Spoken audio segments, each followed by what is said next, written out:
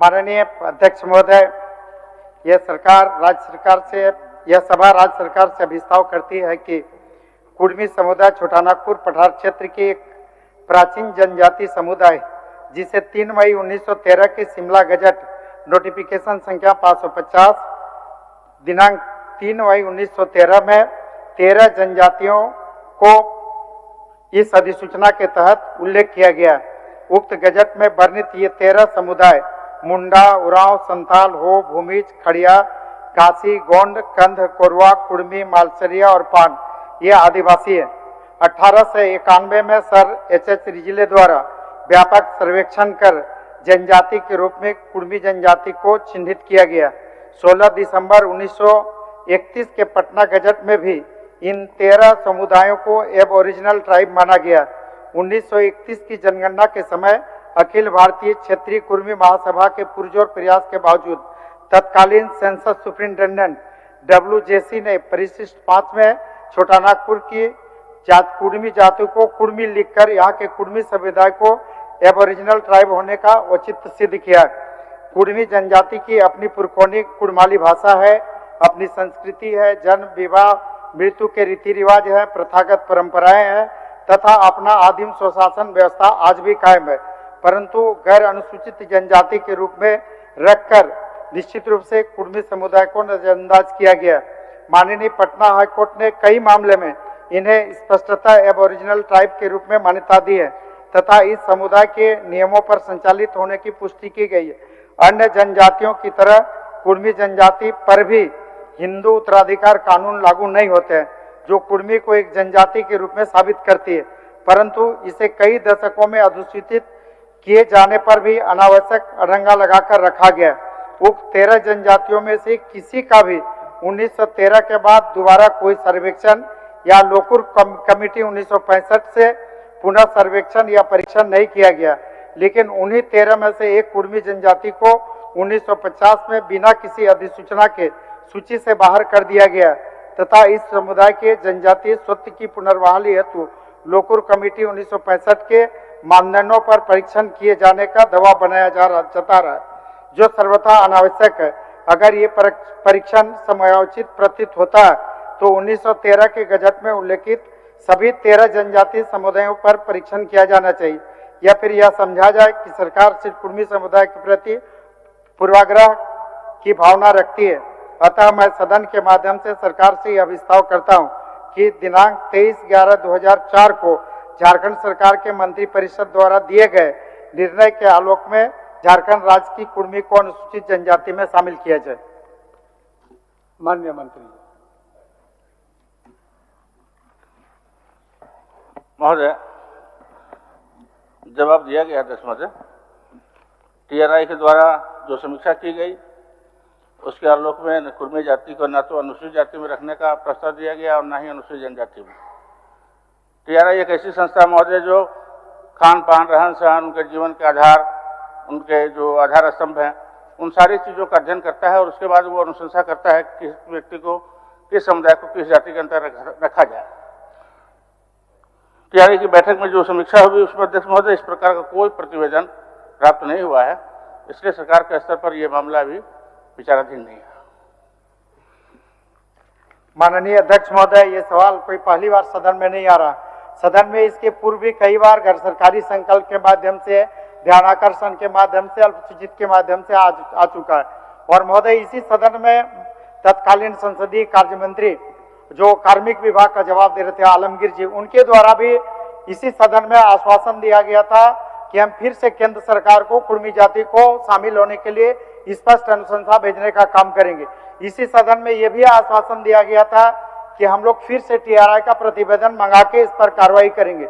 महोदय, अभी शिल्पी जी का भी आया था और बहुत ही सारगर्भित और प्रासंगिक सवाल था कि सही में क्या TRI के बारे में जिस TRI की बात करते हैं, क्या उसके पास एक्सपर्ट है, क्या उसके पास एंथ्रोपोलॉजिस्ट है, क्या उनके पास है कोई एक्सपर्ट टीम है? तो महोदय बिल्कुल ही ऐसा नहीं है।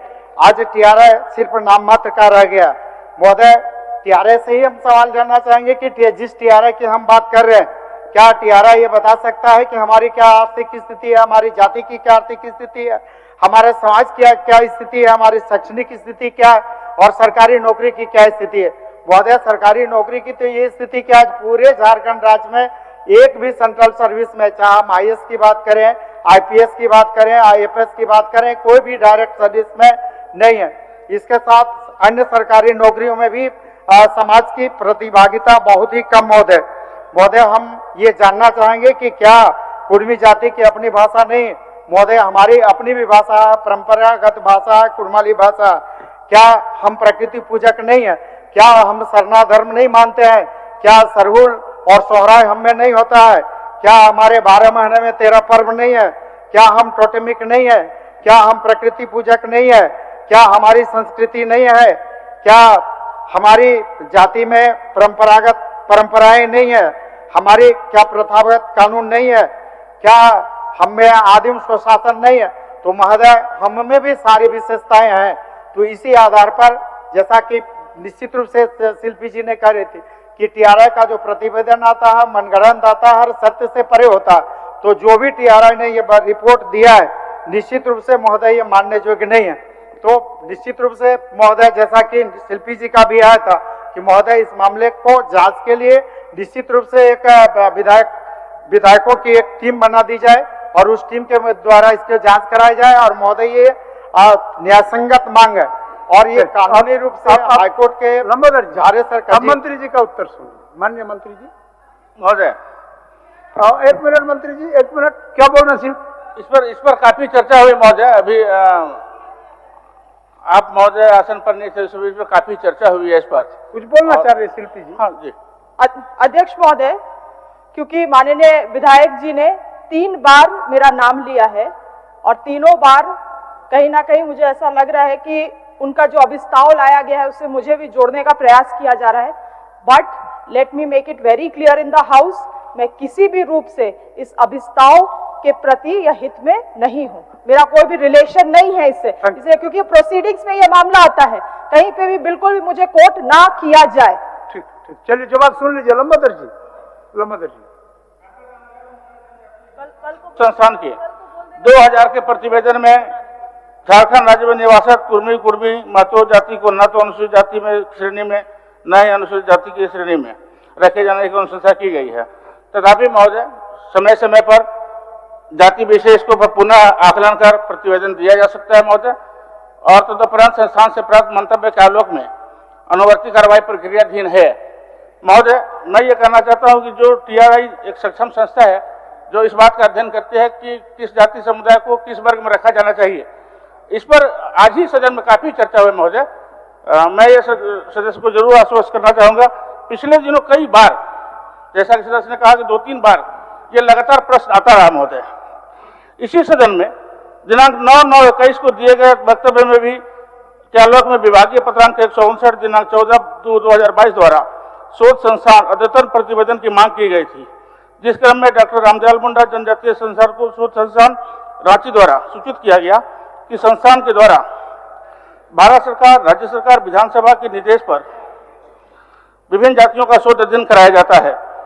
शोधकर्ता विषय वस्तु के क्षेत्र में प्रबुद्ध विशेषज्ञ होते हैं, जिसके द्वारा तत्व जैसे रहन सहन, संस्कृति, संस्कार, खान पान, भाषा का अध्ययन किया जाता है। संस्थान द्वारा किए गए जातीय अध्ययन की वैधता जीवन पर्यंत होती है एवं पूर्व में संपन्न जातीय अध्ययनों में अद्यतन प्रतिवेदन के रूप में नई सूचना सम्मिलित करने का प्रावधान नहीं है।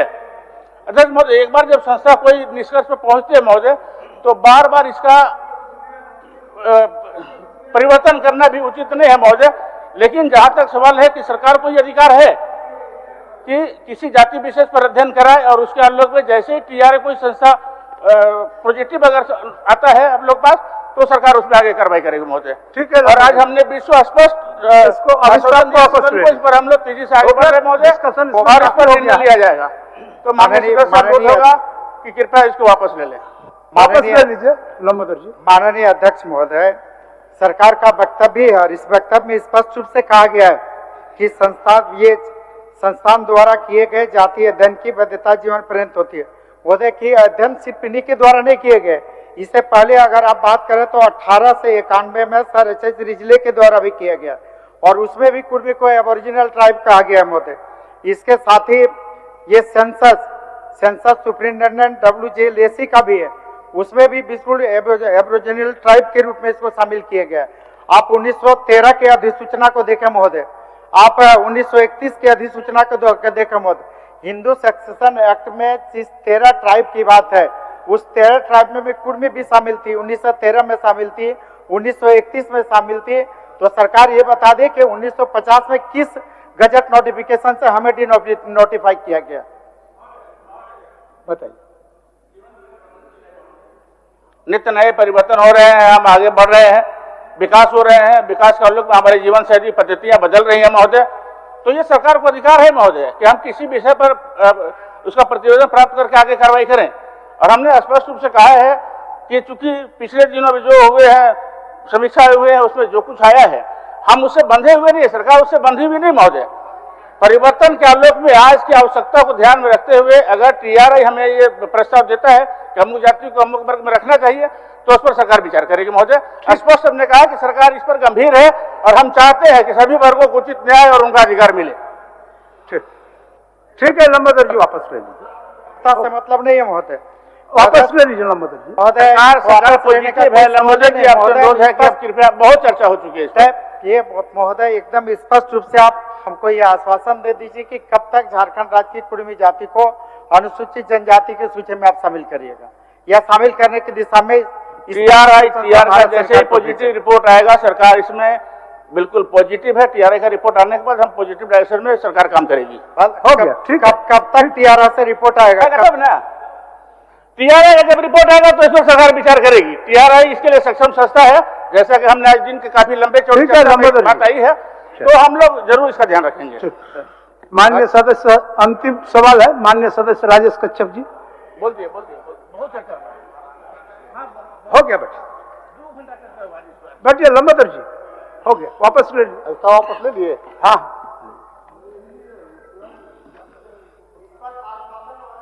वो तो बोल दिया ना, TRI का रिपोर्ट TRI का रिपोर्ट महोदय कब तक आया और कब तक भेजेंगे भारत सरकार को, इतना ही बता दे महोदय। महोदय बहुत चर्चा होगी महोदय, काफी चर्चा होगी और सब कुछ हमने स्पष्ट कहा है कि TRI जब रिपोर्ट देगी भारत सरकार हो जाएगा, वो अनुसूचित करेगा, उसके बाद ये अधिकार राज्य सरकार को नहीं है महोदय, भारत सरकार ही इसको करेगी ना। तो ये TRI जो हमारी सक्षम संस्था है उसकी रिपोर्ट तो पहले आ जाए। ठीक। कब तक रिपोर्ट आएगी महोदय, और कब तक ये भारत सरकार को अनुशंसा जाएगी, यही तो स्पष्ट हम पूछना चाह रहे हैं महोदय। TRI का रिपोर्ट आने के उपरांत ही भारत सरकार के पास भेजा जाएगा, तो क्लियर जवाब दे रहे हैं आपको। कब तक आएगा TRI का रिपोर्ट महोदय, और कब तक जाएगा? ये तो महोदय 2020 से 24 तक पहुंच गया महोदय, 4-5 साल से इस सदन में ये मामला आ रहा है महोदय। ये निरंतर प्रक्रिया है महोदय, निरंतर चलते रहा। TRI अपनी समीक्षाएं करते रहता है, वो अध्ययन करते रहता है और आवश्यकता अनुसार सरकार को प्रतिवेदन भी देता रहता है। ठीक। TRI का प्रतिवेदन आएगा तो हम लोग आगे जाएंगे महोदय। चलिए, ठीक। वापस लीजिए लंबोदर जी। नहीं महोदय, कैसे वापस ले जाएगा महोदय, सिर्फ हमसे संबंधित सवाल नहीं सवाल है महोदय। ठीक, नहीं लीजिए तो बस चलिए, नाम बोल देंगे। माननीय सदस्य श्री लंबोदर महतो जी का गैर सरकारी संकल्प के संबंध में जो इस अभिस्ताव के पक्ष में है वो हाँ कहें, जो इस अभिस्ताव के विपक्ष में है वो ना कहें। मैं समझता हूं कि अभिस्ताव के विपक्ष में बहुमत है, विपक्ष में बहुमत है, यह अभिस्ताव अस्वीकृत हुआ। अभी लंबोदर जी बोल रहे हैं कि हमको आदिवासी में शामिल करो, हमको आदिवासी में शामिल करो।